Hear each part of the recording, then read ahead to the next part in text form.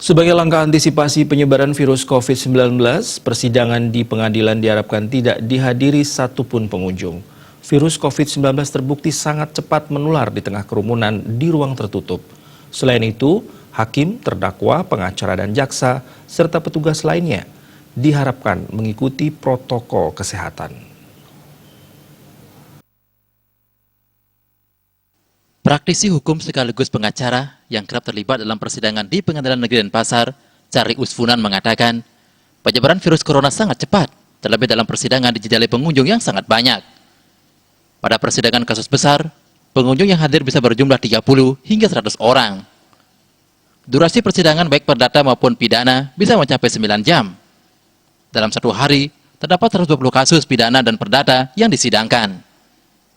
Hal yang berbahaya adalah apabila pengunjung sidang menularkan corona kepada terdakwa dan sekembalinya terdakwa ke lapas kerobokan, bisa dipastikan baik warga binaan dan petugas sipir akan rentan tertular corona. Kalau itu langkah yang sangat tepat saya rasa untuk ide tersebut, karena apa? Karena kita melihat banyaknya pengunjung di pengadilan negeri dan banyaknya orang-orang yang datang. Ketika kita melihat ada salah satu pengunjung yang terjangkit virus corona ini dan menyebar ke beberapa pengunjung lainnya di tempat pengadilan negeri tersebut, ini kan sangat berbahaya. Ditambah lagi jika yang kena ini adalah para terdakwa, yaitu yang berstatus di lapas kerobokan. Kalau hal ini terjadi, ini sangat berbahaya karena kita melihat di lapas kerobokan itu sangat overload.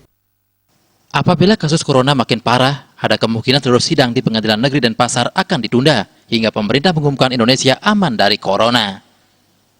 Gung Krisna, Bali TV.